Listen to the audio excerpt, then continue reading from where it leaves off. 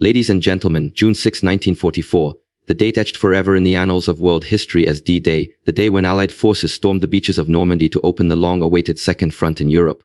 From the Allied perspective, it was the beginning of liberation, the turning tide of war, the moment when hope crossed the Channel. But today, let us turn the lens around and witness that fateful morning through the eyes of the German defenders. The men who faced an unimaginable storm, believing they were the last line between invasion and collapse. For months, whispers of an Allied landing had reached the ears of German commanders.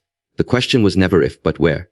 Hitler and his generals had constructed the Atlantic Wall, a vast network of bunkers, fortifications, and obstacles stretching from Norway to the Bay of Biscay. The Führer was convinced that the invasion would come at Pas de Calais, the narrowest point between Britain and France. To reinforce this belief, Allied deception operations like Operation Fortitude fed the German intelligence machine a steady diet of false reports, fake troop movements, and phantom armies under General Patton. The ruse worked perfectly. When the real landings came at Normandy, many of the German high command refused to believe it was anything more than a feint. Imagine, then, the scene in the early dawn of June 6.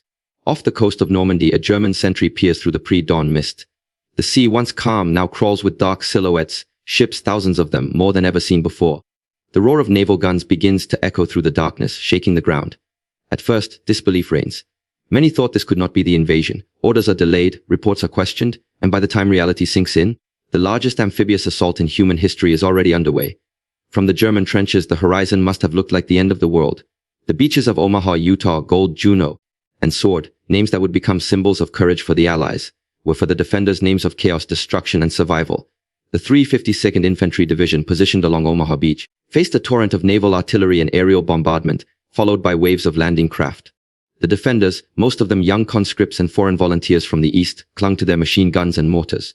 To them, the battle was not about ideology or conquest. It was about holding their positions as the sea brought death closer with every passing minute.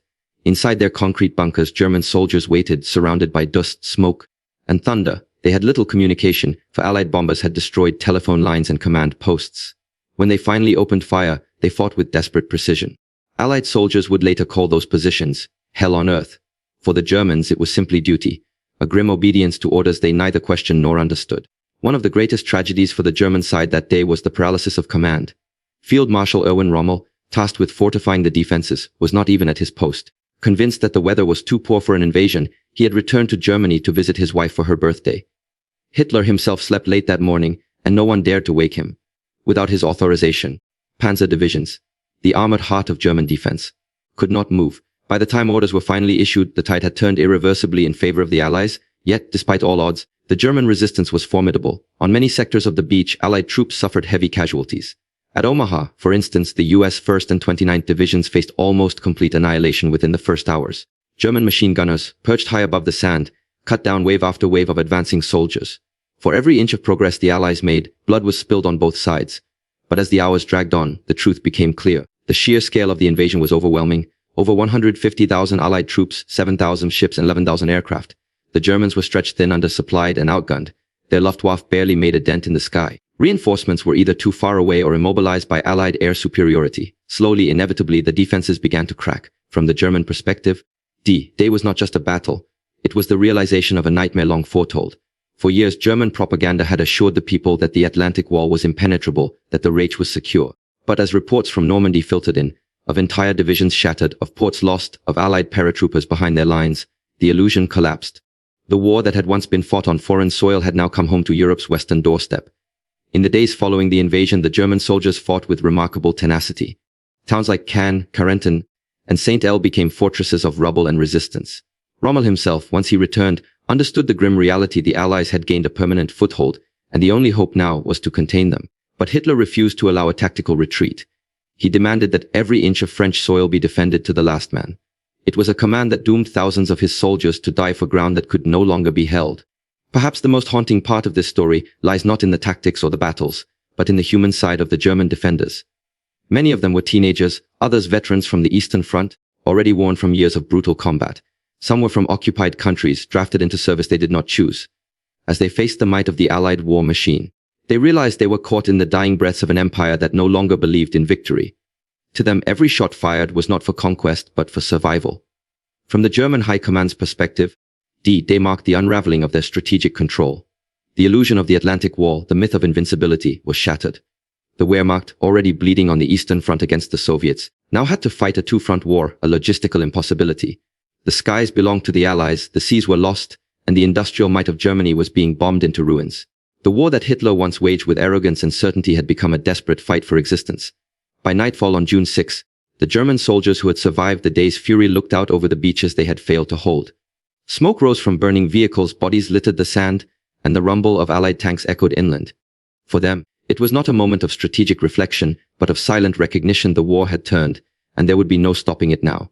In the weeks that followed, as Allied forces pushed deeper into France, the German military machine began its slow retreat. Rommel, increasingly disillusioned, would later fall victim to Hitler's paranoia. Many of the officers who had fought so valiantly in Normandy would be swallowed by the relentless advance of the Allies and the vengeance of history. Yet, even in defeat, the German defense of Normandy remains one of the most intense and disciplined military efforts ever recorded. Their resilience delayed the Allied advance, bought time for the evacuation of civilians, and forced the Allies to pay dearly for every mile. It was a testament not to the cause they served, but to the professionalism and duty of the soldiers themselves, men trapped in a war that had long since lost its purpose. Ladies and gentlemen, when we remember D-Day, we often celebrate it as the dawn of liberation, and rightly so. But it is equally important to remember that, on that same dawn, thousands of German soldiers stood their ground amid the storm, not as villains of a propaganda tale, but as human beings, frightened, resolute, and bound by circumstance. To understand D-Day fully, we must see it not only through the eyes of the victors, but also through those of the defeated. For in that understanding lies the deepest lesson of history, that war, in all its glory and horror, is never a single story told by one side. It is a human tragedy written in many voices, from the beaches of Normandy to the bunkers above them. And only by hearing them all can we truly comprehend the cost of that fateful day. Thank you. In the grand narrative of the Second World War, few moments reveal the power of deception and psychological warfare more vividly than the German miscalculations surrounding D-Day. To understand how a military force as formidable as the Wehrmacht was caught unprepared for the largest amphibious invasion in history, one must look deep into the intricate web of deceit spun by the Allies and the rigid mindset that had taken root in the German high command. The story of how Germany was outwitted before a single Allied soldier even set foot on French soil is as fascinating as the invasion itself, a triumph not of firepower but of illusion. By the winter of 1943, the German military machine was stretched to its breaking point. On the Eastern Front, the Wehrmacht was being relentlessly battered by the Red Army, retreating westward after the disaster at Stalingrad and the bloody attrition of Kursk. In the Mediterranean, the Allies had taken Sicily and were advancing up Italy. Yet, for all these pressures, the Germans knew the real test was still to come. Hitler and his generals understood that the Allies would one day attempt to land in Western Europe. The question that obsessed them was where and when. Adolf Hitler had long believed that the key to preventing such an invasion lay in his monumental project, the Atlantic Wall or Atlantic Wall. It was an immense chain of bunkers, minefields, artillery positions, and concrete fortifications that stretched over 2,000 miles from Norway down to the French-Spanish border. Its purpose was to make the European coastline impregnable. Hitler proudly declared that the Atlantic Wall would render any Allied landing suicidal. Yet beneath this confidence lurked fear. Germany's resources were dwindling, its air power was faltering, and its navy was no match for the Royal Navy or the US fleet. The only way to repel an invasion was to know exactly where it would strike. This is where Allied intelligence saw its greatest opportunity. If the Germans could be convinced that the invasion would come somewhere other than Normandy, their entire defensive strategy could be manipulated. Thus began Operation Bodyguard, an elaborate series of deception plans designed to mislead German intelligence. Its most famous component, Operation Fortitude, specifically aimed to convince the German high command that the invasion would target Pas de Calais, the narrowest point between Britain and France, just 20 miles across the English Channel. Calais was the most logical choice from a military standpoint. It was close to British airfields, had suitable beaches for landing, and offered a direct road to Germany. This logic was precisely why the Allies wanted Hitler to believe it.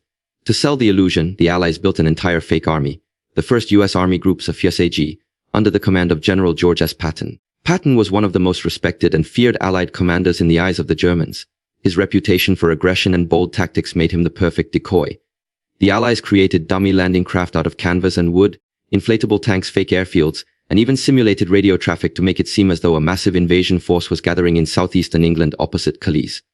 British double agents, working within the German intelligence network, fed back convincing reports confirming the buildup. The deception was so elaborate that even aerial reconnaissance photographs showed what appeared to be vast concentrations of troops and equipment preparing for the assault on Calais. Meanwhile, in southern England, where the real invasion force was assembling, every effort was made to conceal its purpose. Movements were conducted under strict secrecy, communications were minimized, and camouflage was used extensively. The Allies also launched Operation Glimmer and Operation Taxable on the night of June 5 to 6, which involved aircraft dropping radar, reflecting chaff along the French coast near Calais and Boulogne. This created the illusion on German radar screens of large fleets approaching those areas, drawing attention away from Normandy. On the German side, the deception found fertile ground. The German command structure was deeply hierarchical and plagued by conflicting lines of authority. The Oberkommando der WehrmachtsOKW in Berlin, under Hitler's direct control, often clashed with the Oberbefehlshaber West, OB West, the command responsible for defending Western Europe, Field Marshal Gerd von Rundstedt, the overall commander in the West, and Field Marshal Erwin Rommel, responsible for fortifying the coastline. Both had differing views on how to repel an invasion. Rundstedt believed in holding armored divisions in reserve inland to launch powerful counterattacks once the invasion site was identified, while Rommel insisted that the only hope was to crush the invasion at the beaches before the Allies could establish a foothold. Hitler's indecision and micromanagement paralyzed them both. Into this confusion stepped Allied deception. The fake buildup in Kent and Sussex perfectly aligned with Hitler's own strategic assumptions. He had always considered Calais the most likely invasion point, because of its proximity to England and its logistical advantages. He was so convinced of this that even when reports came in of Allied landings in Normandy on June 6, he refused to believe that they represented the main assault. He was certain they were a diversion to draw German forces away from the real invasion that would come at Calais. This fatal belief had devastating consequences. The German 15th Army, the strongest and best equipped formation in northern France, remained stationed near Calais for weeks after D-Day, waiting for an invasion that would never come. Even as the Allied bridgehead in Normandy expanded day by day, Hitler refused to release these divisions to reinforce the crumbling defenses. His obsession with the idea of a second landing blinded him to the reality unfolding before his eyes. The Allies had not only crossed the Channel, they had outsmarted the entire German war machine.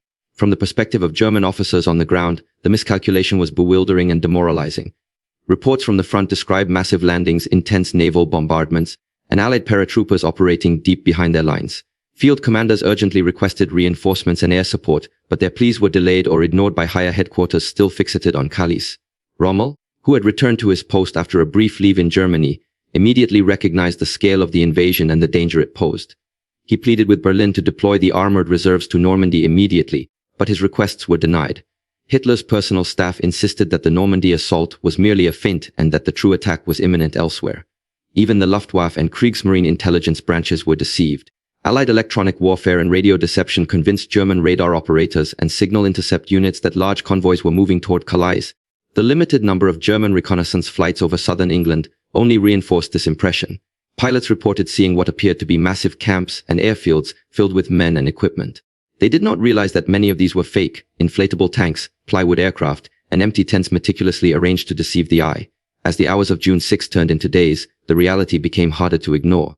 The Allies had not withdrawn. Instead, they were pouring men, tanks, and supplies onto the beaches. By June 10, over 300,000 Allied troops were ashore, supported by an unbroken chain of logistics across the Channel. Yet, even then, Hitler clung to the illusion of a second invasion. On June 9, he issued Directive No. 51, ordering that the 15th Army must remain in place at Calais until the main assault is identified.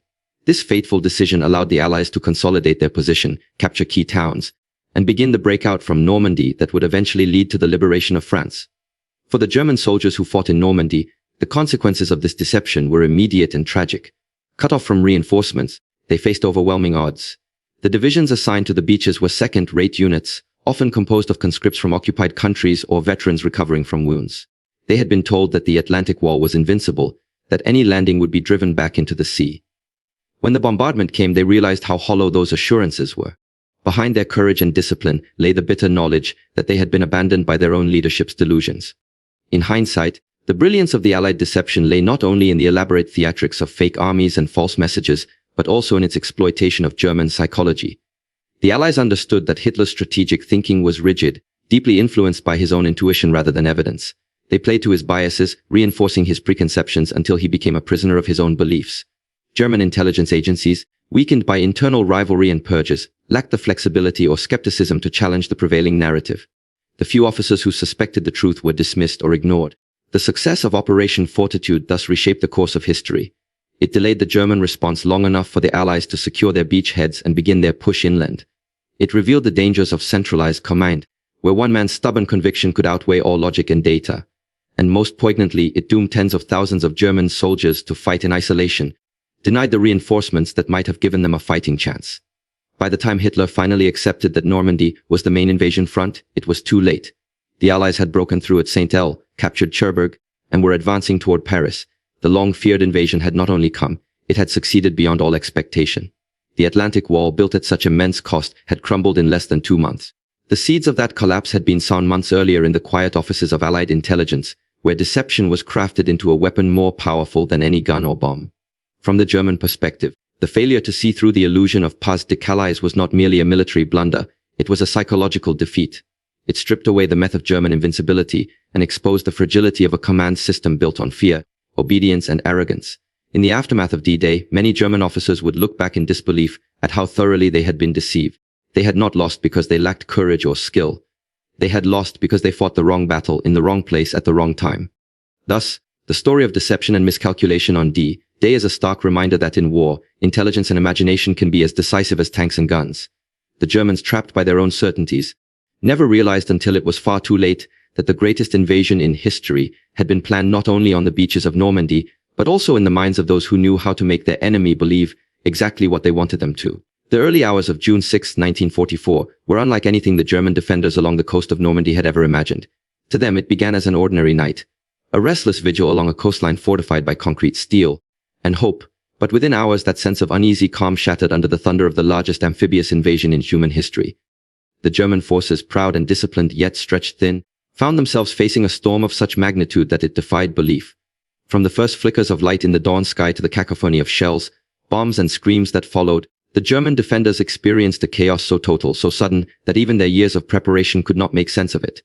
In the hours before the invasion began, the German defenses along the French coast were in a deceptive state of quiet. It was, after all, a period of terrible weather, strong winds, churning seas, and low visibility. Many in the German high command, including Field Marshal Erwin Rommel, had concluded that the Allies would not dare attempt an invasion under such conditions. Rommel had taken the opportunity to return to Germany to celebrate his wife's birthday and discuss defensive strategies with Hitler. His absence was symbolic of the larger problem haunting the German defense, complacency bred by overconfidence in their preparations and an underestimation of Allied resolve. As the night deepened, however, subtle signs began to appear, signals that something extraordinary was about to unfold.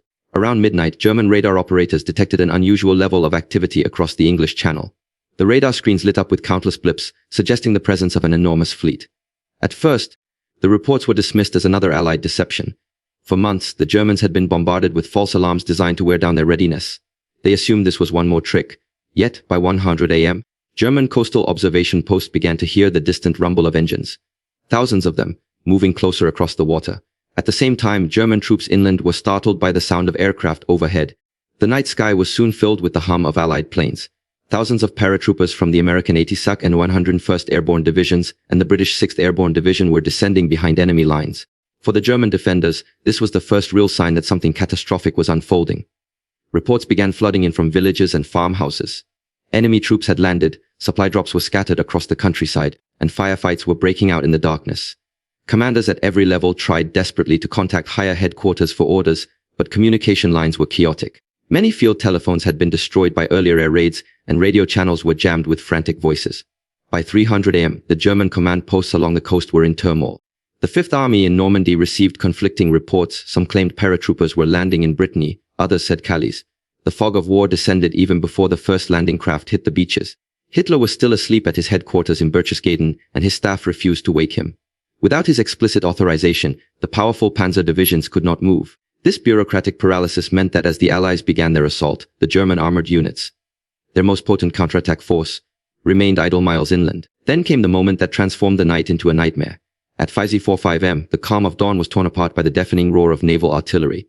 Along the Normandy coast, over 700 Allied warships opened fire simultaneously. The bombardment was apocalyptic. German positions were pounded relentlessly, bunkers shattered, and trenches disappeared under waves of explosions. The soldiers in their concrete fortifications clung to their helmets as the ground shook violently beneath them. To many it felt like the end of the world. A German machine gunner stationed above Omaha Beach would later recall how the horizon turned white with fire and smoke, the sea vanishing behind a wall of dust. Every few seconds another salvo landed closer. Communications were impossible, shouting was useless over the thunder. Some units were completely wiped out before they even saw an enemy soldier. Others emerged from their bunkers stunned but alive, choking on dust and disbelief. When the shelling finally eased, the defenders glimpsed a sight so immense that it seemed unreal. Out of the fog and smoke, thousands of ships appeared, stretching as far as the eye could see.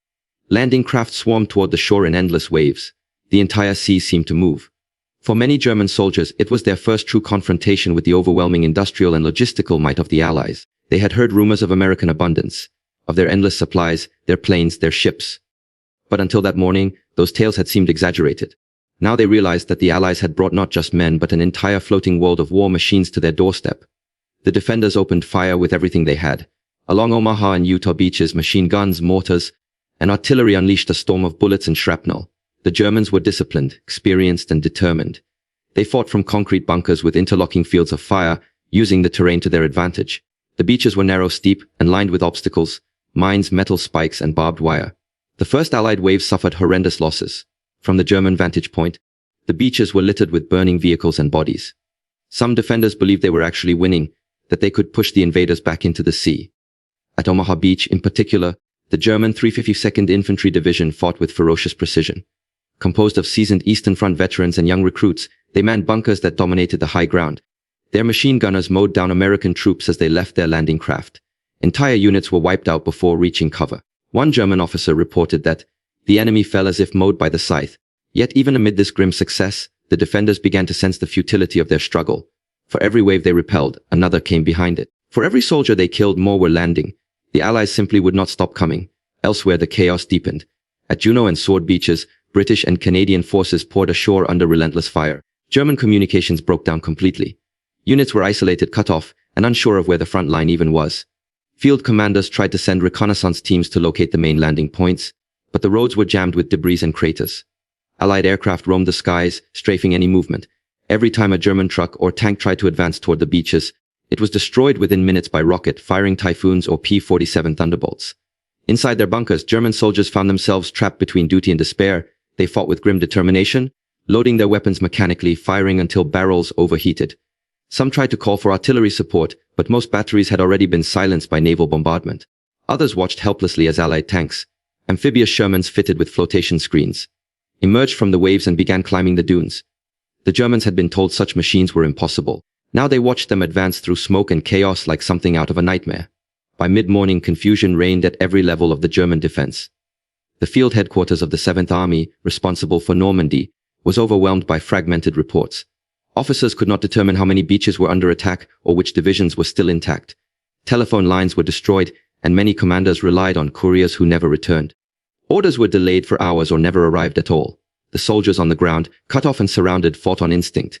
They had no picture of the wider battle, only the immediate horror before them. For many of these men, the psychological shock was immense. They had been told for months that the Atlantic Wall was impregnable, that the invaders would be slaughtered long before reaching French soil. Instead, they saw the wall crumble within hours. They realized the Allies had total command of the sea and sky. Even the bravest among them began to understand that they were fighting not a battle, but a storm, one that no human courage could stop. As the day wore on, the German command finally grasped the scale of what was happening. By noon, Rommel's staff frantically tried to locate Hitler to request permission to release the armored divisions. But Hitler was still asleep, and no one dared wake him without direct authorization. When he was finally informed around 10:00 a.m., his first reaction was disbelief. He was convinced that Normandy was a diversion and that the real invasion would come at Calais. He ordered the panzer divisions to remain in reserve. The critical hours slipped away. Meanwhile, on the beaches, the battle descended into chaos and carnage. Smoke blotted out the sun. The cries of the wounded mingled with the crash of artillery. German medics worked frantically, their aid stations overflowing. Ammunition was running low and reinforcements were nowhere in sight. Some positions, like Point du Hoc, were overrun after fierce hand-to-hand fighting. Others held out until evening, firing until their last bullets were spent. By nightfall, most surviving German soldiers were exhausted, their nerves shattered. They had fought with courage, but they knew the truth: the Allies were assured to stay. In the hours after the battle, the stunned German survivors surveyed the devastation. The beaches that had once been dotted with obstacles were now littered with wreckage. Burned tanks, shattered bunkers, and the dead of both sides. Smoke still drifted over the sea, where hundreds of Allied ships floated, undisturbed, continuing to unload men and supplies. The defenders realized that the battle for Normandy had only begun, and already they were on the back foot. For the German army, the shock of D-Day was more than a military failure.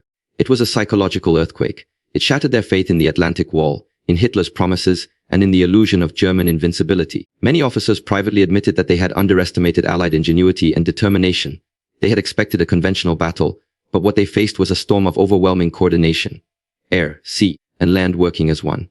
That morning, as the thunder of naval guns faded and the tide receded over blood-soaked sands, the German defenders understood that history had turned against them. What had begun as a routine night of watchfulness had erupted into the beginning of the end for the Third Reich. They had fought bravely, but they were caught in the path of an unstoppable force.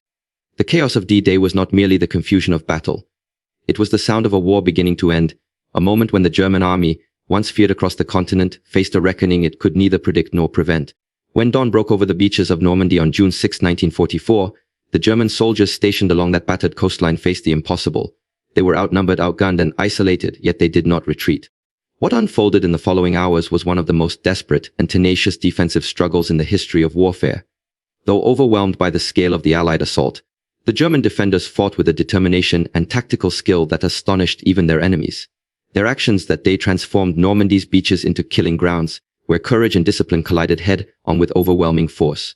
To understand D-Day from the German perspective, one must step into their bunkers, trenches, and observation posts and witness how a scattered, battered army managed to resist one of the greatest invasions ever launched, and nearly turned it into catastrophe for the attackers. As the naval bombardment began in the early morning hours, the German soldiers huddled in their bunkers felt the ground shake beneath them. Entire positions vanished under the explosions, the air filled with dust, smoke, and screams. For many, it was their first encounter with the full weight of Allied firepower. The thunder of battleships, the whine of aircraft, the relentless crash of shells. Yet even as their world collapsed around them, they clung to their posts, waiting for the signal to fire. Training and duty overpowered fear. They knew that if the enemy reached the beach, the defense of France itself would begin and perhaps end on those sands. When the bombardment finally lifted, a strange silence fell across the coast. German soldiers, dazed and half-deafened, peered out from their bunkers and saw a sight that defied imagination. An armada of ships stretching to the horizon, each one disgorging landing craft filled with men. To many defenders it seemed the entire world was invading, yet instead of panic there was grim resolve. Officers barked orders, gunners loaded their weapons, and machine gunners took aim. They had been drilled for this moment. They had spent months preparing their fields of fire, measuring distances and zeroing in on landmarks. Every dune, every hedgerow, and every slope had been turned into part of a deadly plan. On Omaha Beach, where the Americans landed, the German 352nd Infantry Division held the high ground. This division was among the best in the area, a mix of seasoned Eastern Front veterans and fresh recruits hardened by relentless training. They were positioned in concrete fortifications with commanding views of the sand below. As the first Allied landing craft approached, the Germans held their fire until the boats were almost at shore. Then, in one unified eruption, they unleashed hell. Machine guns, mortars, and artillery tore into the advancing soldiers. The impact was immediate and horrifying. Entire squads were wiped out before they could reach cover. Landing craft burned their ramps, jammed with bodies. The sea turned red as waves of men fell under precise, disciplined bursts of fire. From the German perspective, this was their moment of triumph, the vindication of months of preparation and faith in the Atlantic Wall. For hours, the defenders at Omaha seemed to be achieving the impossible. The American advance stalled completely. Officers in bunkers radioed back that the beach was covered with enemy dead, and that the landing was being repelled. German gunners worked tirelessly, changing barrels that overheated from constant firing, rationing ammunition, and coordinating with nearby strongpoints to maintain interlocking fields of fire. Despite the relentless naval bombardment and air attacks, the German defenders continued to fight with precision and cold efficiency. Elsewhere, on Gold Juno and Sword Beaches, the British and Canadian forces met similar resistance. The German 716th Infantry Division, though under strength and made up largely of conscripts, fought stubbornly. Many of its positions were manned by soldiers from Eastern Europe. Poles, Czechs, and Russians pressed into German service, yet their defense was surprisingly fierce. These men, though lacking the ideological zeal of their Nazi superiors, fought because they had no choice. Behind them lay the threat of execution for desertion, before them the overwhelming firepower of the Allies. In that terrible crucible, they fought with the same desperation as their comrades, holding their ground against tanks and infantry that seemed endless.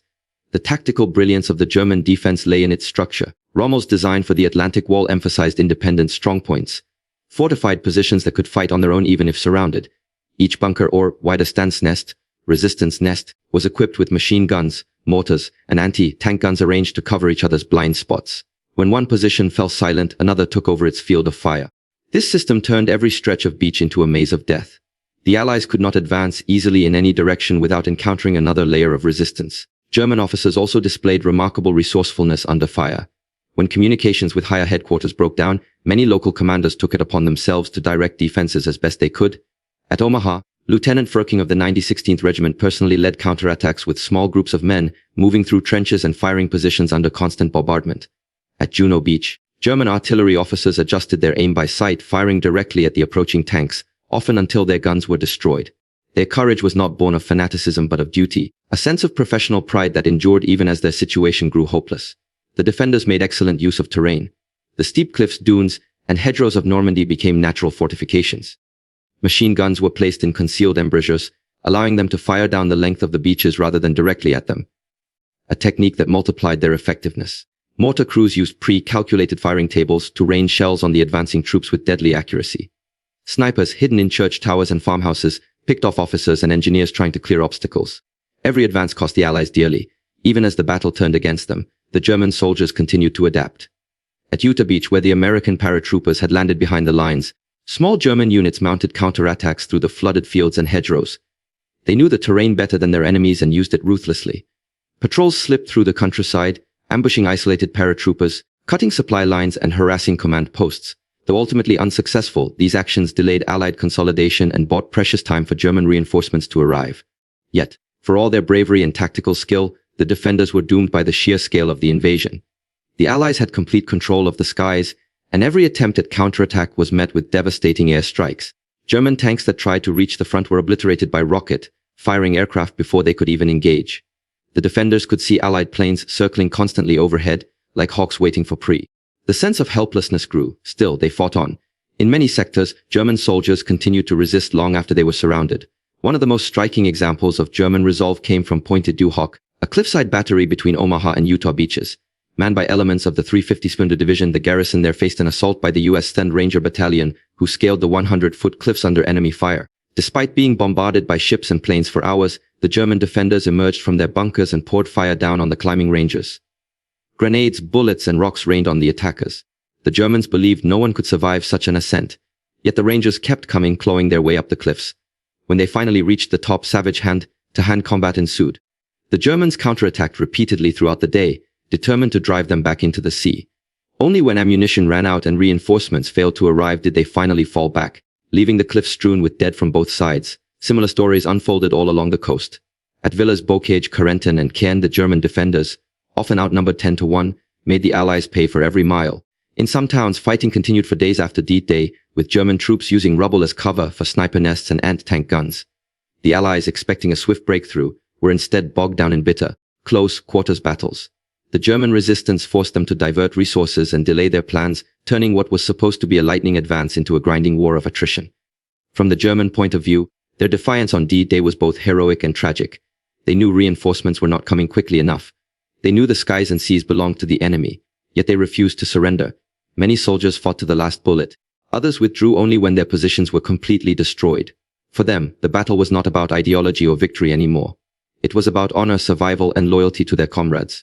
Reports from captured German soldiers in the aftermath of D-Day revealed a mixture of pride and despair. They spoke of the sheer terror of the bombardment, the exhaustion of endless fighting, and the disbelief at the size of the Allied force. One prisoner described it as fighting the ocean itself. Yet, despite everything, they also expressed pride that they had held their ground for so long. They had proven, if only briefly, that even an outnumbered and isolated force could stand against the greatest military armada in history.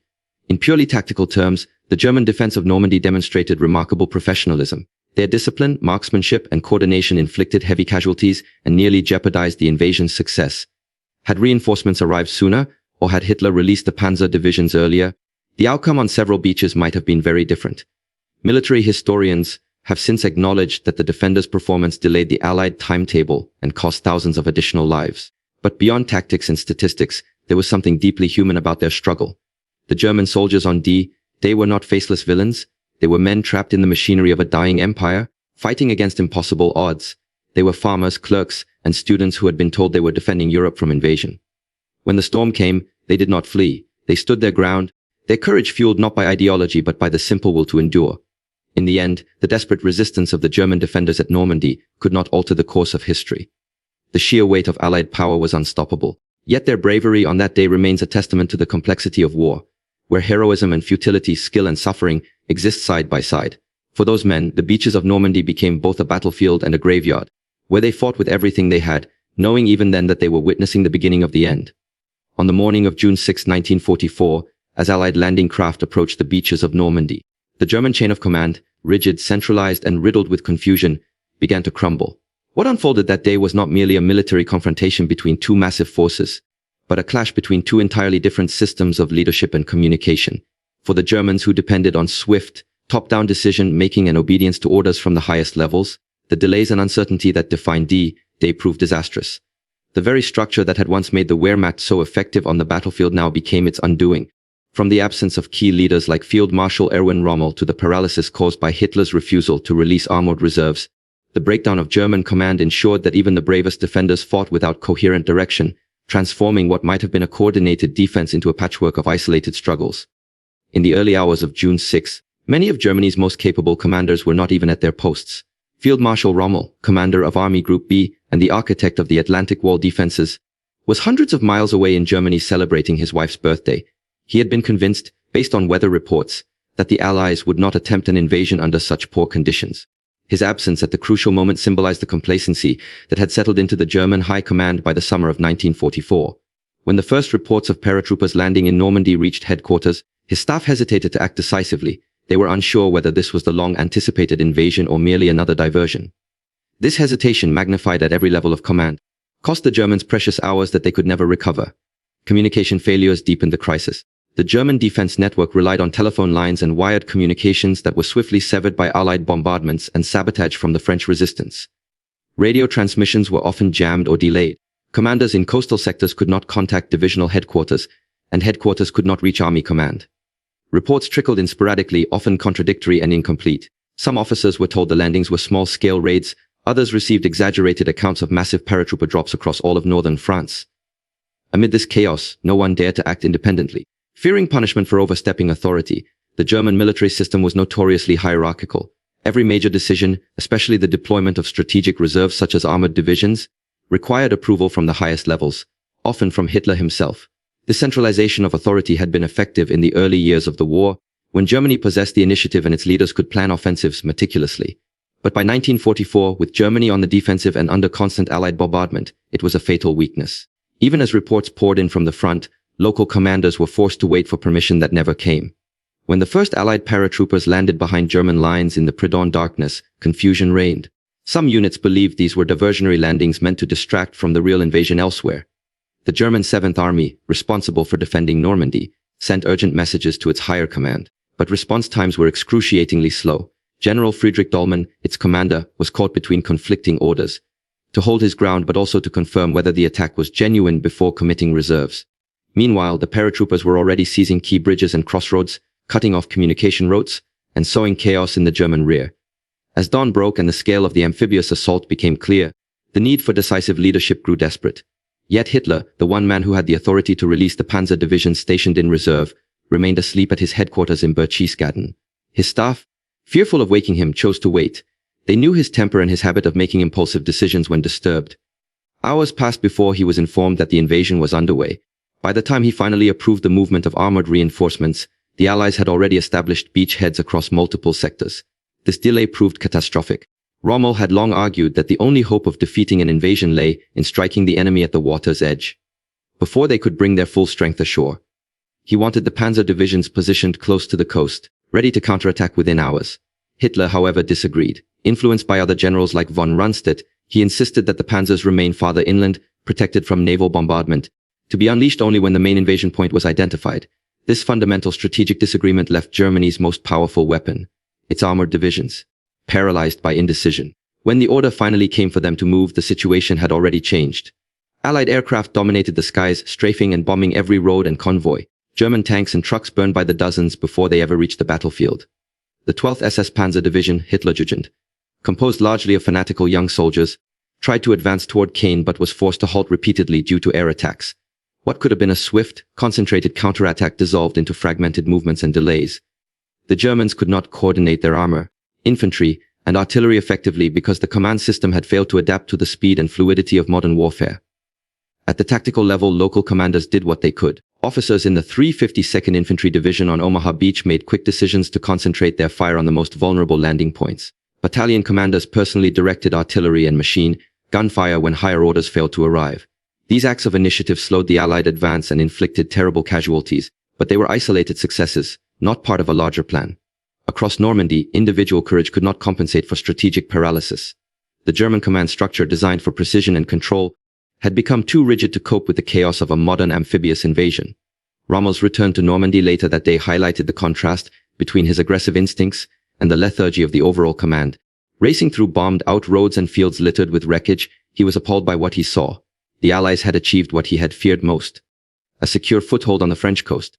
When he arrived at his headquarters and demanded immediate counterattacks, he was told that Hitler had already taken personal command of the situation, and all major decisions now required his direct approval. Rommel's authority had effectively been neutralized. He could see the disaster unfolding but was powerless to stop it. Meanwhile, Field Marshal Gerd von Rundstedt, the commander-in-chief in the West, found himself equally frustrated. He had long warned that Germany lacked the resources to hold the entire French coastline, and that the key to victory was flexibility. Yet he too was bound by Hitler's micromanagement. When he requested permission to withdraw and regroup his forces for a concentrated defense, Hitler flatly refused. The Führer's orders were to fight, to the last man and the last bullet, where they stood. Strategic withdrawals, which could have saved thousands of troops and preserved the integrity of the front, were forbidden. The consequences of these leadership failures were immediate and devastating. The Panzer Lehr Division, one of Germany's elite armored units, did not reach the front until the evening of June 6, long after the Allies had landed tens of thousands of troops and vehicles. By then, every road in Normandy was under constant air surveillance. Columns of German armor were trapped, bombed, or forced to take detours through narrow country lanes, losing precious time. Coordination between divisions broke down completely. Each unit fought its own isolated battle, unaware of what was happening in neighboring sectors. The psychological toll on German officers was immense. They were trained to obey orders, not to question them. Yet as the situation deteriorated, many realized that obedience now meant defeat. Some commanders took matters into their own hands, disobeying direct orders in an attempt to restore control. Others simply froze, unable to decide between action and loyalty. The atmosphere within German headquarters grew increasingly tense. Reports were contradictory. Hitler's orders were unrealistic, and the men at the front were dying faster than replacements could arrive. Hitler himself contributed to the chaos by refusing to accept the reality of the situation. For much of June 6 and the days that followed, he remained convinced that Normandy was merely a diversion and that the main invasion would come at Pas de Calais. This delusion, reinforced by Allied deception operations, meant that some of Germany's strongest divisions, including the 15th Army, were kept idle in northern France, far from the real battle. By the time Hitler finally acknowledged that Normandy was the main front, the opportunity to throw the Allies back into the sea had long vanished. In the field, the German soldiers paid the price for this confusion. Without coherent leadership, they fought in small, scattered groups, relying on their training and instinct. Many officers were killed early in the fighting, leaving junior leaders to make split-second decisions. In some sectors, these ad hoc efforts created pockets of resistance that delayed the Allies for hours. In others, they led to unnecessary slaughter as units held positions that were already lost. The rigid command culture that had once been Germany's strength now ensured that chaos reigned from the top down. The breakdown of German command on D-Day also exposed a deeper weakness within the Nazi system: the politicization of the military. Decisions were often made not for strategic reasons but to satisfy ideological or personal loyalties. Hitler distrusted his generals, believing many of them were too cautious or even disloyal. As a result, he surrounded himself with men who told him what he wanted to hear, rather than what he needed to know. This environment of fear and flattery eroded initiative at every level. Commanders learned that it was safer to wait for orders, even suicidal ones, than to act on their own judgment. In the end, the German leadership on D-Day failed not because of cowardice or lack of skill, but because of the system they served. A culture that valued obedience over adaptability could not respond to a battle that demanded speed, communication, and initiative. The rigid hierarchy that had once powered Germany's lightning victories in Poland and France now strangled it in Normandy. The generals who might have saved the situation were ignored or overruled. The tanks that might have repelled the landings never arrived in time, and the soldiers who fought bravely on the beaches did so without guidance from above. By the time the sun set on June 6, 1944, the Germans had lost not only control of the coast, but also control of their command. The chain of authority, once the backbone of their military machine, had disintegrated under the weight of indecision and delusion. In its place stood confusion, fragmentation, and despair, the final unraveling of a system that could no longer think or act for itself. The breakdown of command on D-Day was not just a tactical failure. It was a reflection of the crumbling Reich itself, a regime that could still inspire obedience but no longer command victory. For the German soldiers who manned the beaches, trenches, and fields of Normandy on June 6, 1944, D-Day was more than just another battle. It was the beginning of the end. Beneath the thunder of guns and the roar of aircraft, there was a profound human tragedy unfolding, one that revealed the limits of courage, the weight of duty, and the dawning recognition that the Reich was doomed. From the highest generals in their command bunkers to the youngest conscripts trembling in the sand, Every German who fought that day experienced a shift from hope to despair. The scale of the Allied invasion, the relentless power of their fire, and the unstoppable tide of men and machines shattered the illusion that Germany could still win the war. D-Day was not merely a military defeat, it was a moral and psychological collapse. The moment when the facade of Nazi invincibility crumbled, and even the most loyal soldiers began to understand that the Third Reich was fighting a losing battle. The human cost of D-Day for the German defenders began long before the first Allied landing craft reached the shore. For months, those stationed along the Atlantic Wall had lived in harsh conditions. Cold bunkers, inadequate rations, and constant tension. Many of them were not elite soldiers but older men, wounded veterans, or teenagers conscripted into the Wehrmacht and Luftwaffe ground units. They knew an invasion was coming, but not when or where. Each night they stared out at the sea, expecting death to appear on the horizon. The psychological strain of waiting for an unknown enemy gnawed at them. When the first bombs fell in the early morning hours of June 6, that long dread finally turned into reality. As Allied planes thundered overhead dropping thousands of tons of explosives, the German defenders experienced the unimaginable. Entire sections of the coastline erupted in flames. Bunkers collapsed, trenches vanished, and men were buried alive. The bombardment was so intense that communication lines were obliterated and units lost contact with each other. Soldiers clung to the earth, their ears bleeding from the concussions, unable to hear their own screams. For many, this was their first direct encounter with the overwhelming industrial might of the Allies. It was not a battle of equals. It was a storm of metal and fire against flesh and concrete. When the bombardment lifted, and the first glimpses of Allied landing craft appeared through the smoke, the Germans were stunned by the sheer scale of what they saw. Thousands of ships, stretching as far as the eye could see, moved steadily toward them. Some soldiers described it as watching an entire continent coming across the water. They had been told the Allies were strong, but no one had imagined this. It was a vision that broke morale before the first shot was fired. The realization spread like wildfire. This was not a raid or diversion. This was the main invasion, the one that would decide the fate of Europe. Yet despite the horror they fought. In the face of impossible odds, German soldiers held their ground with grim determination. They fired until their guns overheated, until their ammunition ran dry, until their comrades fell beside them. At Omaha Beach, the defenders of the 352nd Infantry Division fought with almost suicidal bravery. They knew reinforcements would not arrive in time, but they continued to man their machine guns, mowing down waves of attackers. Some gunners fired until Allied tanks rolled directly over their positions.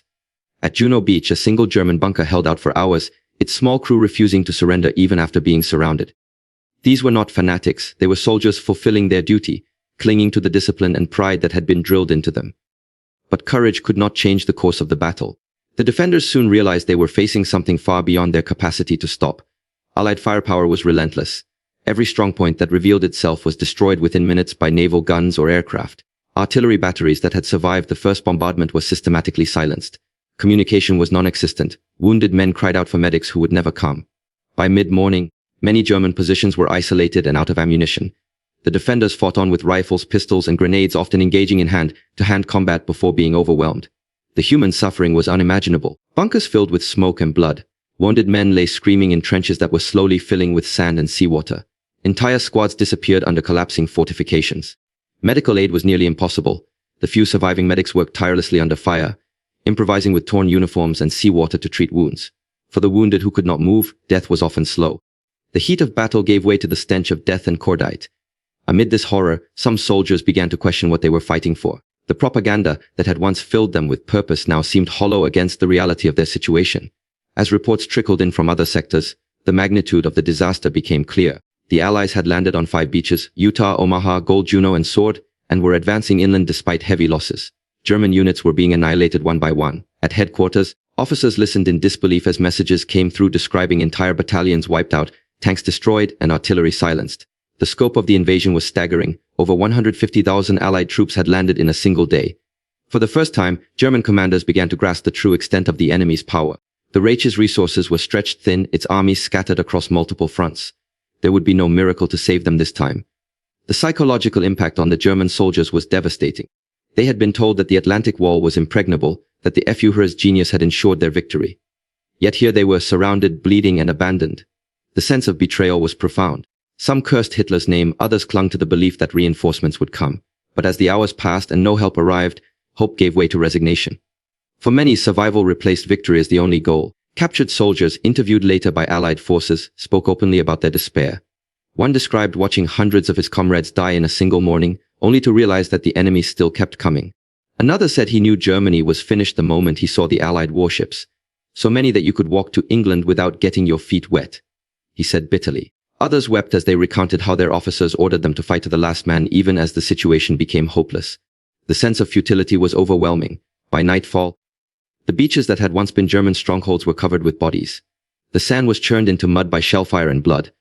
Burned-out vehicles smoldered, and the cries of the wounded echoed through the ruins. Survivors gathered in small groups, dazed and silent. They had fought with everything they had, yet it had not been enough. For many, the realization of defeat was not a single moment but a gradual acceptance. A heavy, crushing understanding that everything they had believed in was collapsing. In the following days, as Allied forces pushed inland, the German defenders continued to resist, but the psychological damage was irreversible. They no longer believed in victory. They fought because they had no other choice. Because retreat meant death and surrender meant dishonor. Letters recovered from fallen soldiers later revealed their despair. One young conscript wrote, "We are told to hold Normandy, but how can we hold the sea?" Another, a veteran of the Eastern Front, lamented, "In Russia we faced cold and hunger. Here, we face the end." These words captured the growing realization that the war was lost not just strategically but spiritually. For the officers, the sense of doom was even more profound. They understood the significance of what had happened. D-Day was not just another battle, it was the turning point of the war. The Western Front had been opened, and with Soviet armies advancing from the east, Germany was now caught in a vice. Some commanders tried to maintain discipline, issuing orders with mechanical precision even as their units disintegrated. Others, unable to face the humiliation, took their own lives. Rommel himself, though away during the invasion, would later confide to his staff that the war was unwinnable. The Wehrmacht, he said, was fighting only to delay the inevitable. Among the rank and file, the emotional toll was unbearable. Soldiers who had survived the day's fighting were haunted by the faces of their fallen comrades. They buried the dead in shallow graves or left them where they fell, unable to perform proper funerals. Many wept openly, not just for their friends, but for Germany itself. The pride and confidence that had once defined the Wehrmacht were gone, replaced by exhaustion and shame. The suffering extended beyond the battlefield. The local French population caught between the two forces witnessed the devastation firsthand. German soldiers, once arrogant occupiers, now appeared broken and frightened. Some sought refuge in villages, begging for water or bandages. Others turned ruthless, taking out their frustration on civilians suspected of aiding the Allies. The veneer of discipline cracked under the strain, revealing the raw desperation beneath. In the days and weeks that followed, as the Allies expanded their foothold, the human cost continued to mount. German casualties soared into the tens of thousands. Thousands more were taken prisoner, marched away under guard, their faces blank with exhaustion. For many, capture came as a relief, a reprieve from the nightmare. Others could not bear the humiliation and chose death instead. The once proud defenders of Hitler's Europe were now reduced to remnants, shadows of an army that had once conquered the continent. The realization of defeat spread quickly through the ranks. Even those far from Normandy could feel it. Letters sent home from the front carried a tone of despair. "It is finished." One soldier wrote to his mother, "The enemy is too strong. We will fight, but we will not win." That quiet acknowledgement, repeated thousands of times across Germany, marked the psychological collapse of an entire nation. The myth of Nazi invincibility had died on the beaches of Normandy. For the survivors, D-Day would haunt them for the rest of their lives. They had witnessed the power of the Allied war machine and the futility of resistance. Many would later describe it as the day they lost faith, not just in victory but in the ideals that had driven them to war. They realized that they had been fighting for a regime built on lies, and that the price of those lies was written in blood across the sands of France. D-Day from the German perspective was not just a battle lost, but a reckoning. It stripped away illusion and exposed the terrible truth that their cause was doomed. The human cost was measured not only in bodies but in broken spirits, in the eyes of soldiers who saw the future collapse before them. The beaches of Normandy became their graveyard, not only in the physical sense but in the symbolic one. For there, under the relentless advance of the Allies, the dreams of the Third Reich were buried forever, and the men who survived carried the weight of that realization for the rest of their days.